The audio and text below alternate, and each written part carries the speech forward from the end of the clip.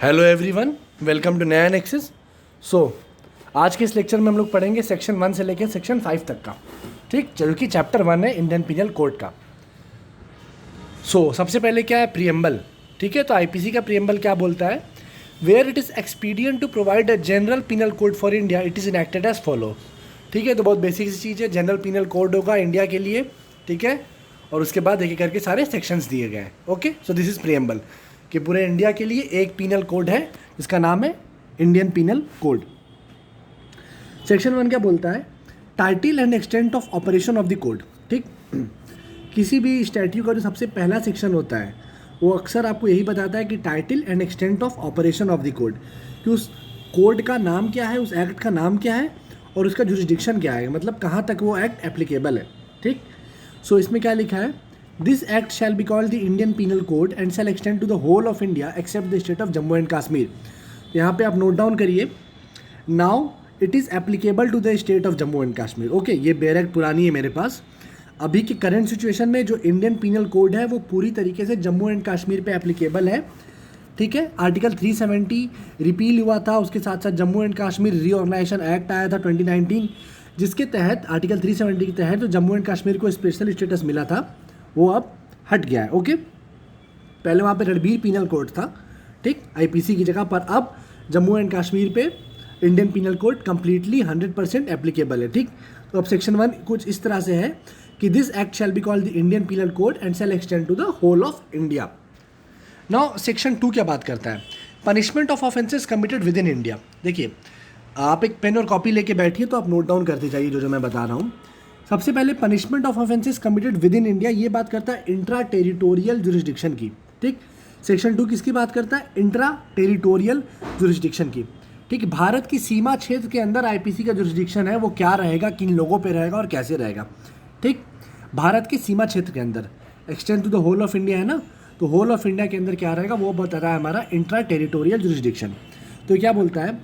Every person shall be liable to punishment under this code and not otherwise for every act or omission contrary to the provision thereof of which he shall be guilty within India। अब देखिए, सबसे पहले क्या लिखा हुआ है? Every person. अब यहाँ पे एवरी पर्सन का मतलब क्या है? The person could be any one irrespective of rank, nationality, status. ठीक है, एवरी पर्सन मतलब कोई भी पर्सन हो सकता है irrespective of rank, nationality, status. ठीक है, वो अगर कोई भी ऐसा एक्ट करता है या कोई भी ऐसा ओमिशन करता है जो कि पनिशेबल बाय दिस कोड है, यानी आईपीसी के द्वारा पनिशेबल है, आईपीसी के द्वारा उस एक्ट या ओमिशन के लिए सजा निर्धारित की गई है, और वो ऐसा कुछ करता है तो ही shall be guilty within India. ठीक है, तो उसे भारत में दोषी करार दिया जाएगा।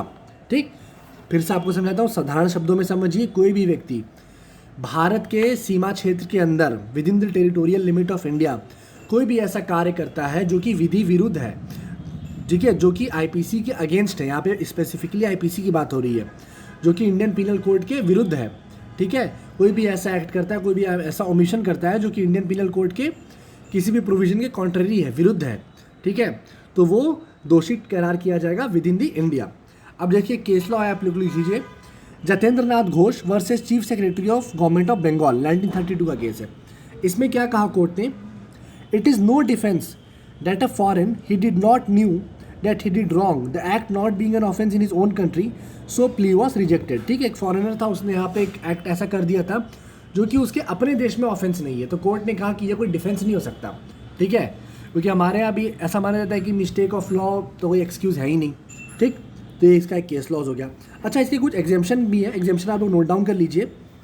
Alien enemy, foreign army, warships, foreign ambassadors, president and governor, इन लोगों में अगर करते हैं तो इनको एग्जेम्पशन मिला हुआ है सेक्शन 2 के तहत। किसको किसको?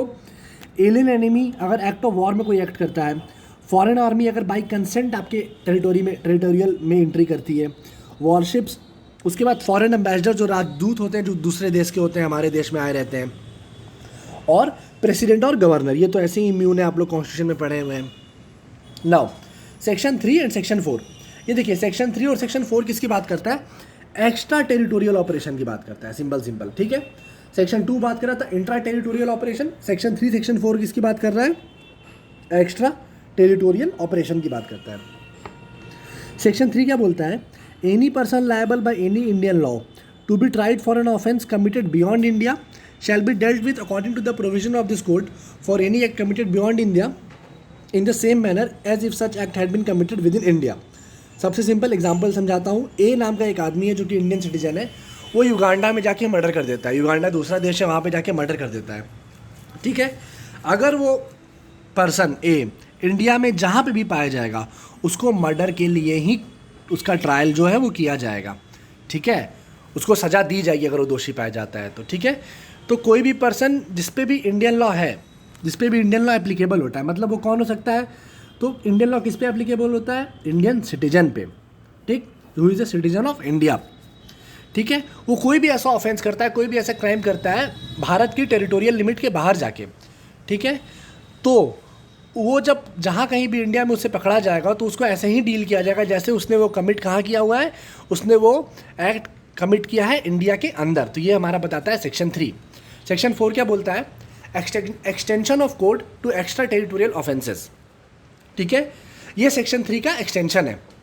ये क्या बताता है, the provision of this code apply also to any offence committed by, ठीक, any citizen of India in any place without and beyond India. कोई भी भारत का सिटीजन कहीं पर भी किसी भी तरह का ऑफेंस कमिट करता है तो। दूसरा क्या बोलता है, any person any ship or aircraft registered in India wherever it may be. कोई भी व्यक्ति किसी शिप या एयरक्राफ्ट पे है और वो शिप और एयरक्राफ्ट कहाँ पे रजिस्टर्ड है, इंडिया में रजिस्टर्ड है, और इस शिप या एयरक्राफ्ट में किसी भी तरह का ऑफेंस कमिट करता है, कोई भी एक्ट ऑफ ओमिशन करता है जो कि आईपीसी द्वारा पनिशेबल है, तो वो भी लायबल होगा। और तीसरा क्या है, any person in any place without and beyond India committing offence targeting a computer resource located in India. कोई भी person without and beyond India मतलब इंडिया की टेरिटोरियल लिमिट के बाहर, ठीक है, बाहर से कोई भी ऐसा ऑफेंस करता है जो कि इंडिया के किसी कंप्यूटर रिसोर्स को टारगेट करता है। सपोज करिए जैसे अभी कंट्रोवर्सी चल रहा है चाइना वाला, तो हमारी एजेंसीज कह रही है कि चाइना हैक करने की कोशिश कर रही है। तो कोई भी बंदा, चाहे वो किसी भी नेशन का हो, अगर वो बाहर बैठ के, दूसरे देश में बैठ के हमारे देश के किसी भी कंप्यूटर रिसोर्स को हैक करने की कोशिश करता है, किसी भी तरह से करप्ट करने की कोशिश करता है, ठीक है, तो वो जो है इस एक्ट के तहत उसको हम पनिशमेंट दे सकते हैं, ठीक। इसके बाद इसका एक्सप्लेनेशन क्या बोलता है, सबसे पहला देखिए, ऑफेंस इंक्लूड्स एवरी एक्ट और act committed outside India which if committed in India would be punishable under this code. Offence मतलब कोई भी ऐसा एक्ट जो कि इंडिया के बाहर कमिट किया गया हो, अगर वो इंडिया के अंदर कमिट किया गया होता तो वो पनिशेबल होता। सपोज करिए इंडिया में मर्डर पनिशेबल है, ठीक, हो सकता है किसी देश में मर्डर पनिशेबल ना हो। फॉर एग्जांपल मान लीजिए, अब जैसे कोई एक देश है, मान लीजिए एक्स नाम का देश है, अब उस एक्स नाम के देश में मर्डर पनिशेबल नहीं है, कोई व्यक्ति वहाँ पे मर्डर कर दिया, पर इंडिया में मर्डर पनिशेबल है, तो इंडिया में उसकी ट्रायल हो सकती है, ठीक है, इंडिया में उसको हम दोषी मानेंगे, ठीक। तो ये हो गया सेक्शन एक्सप्लेनेशन का क्लॉज ए।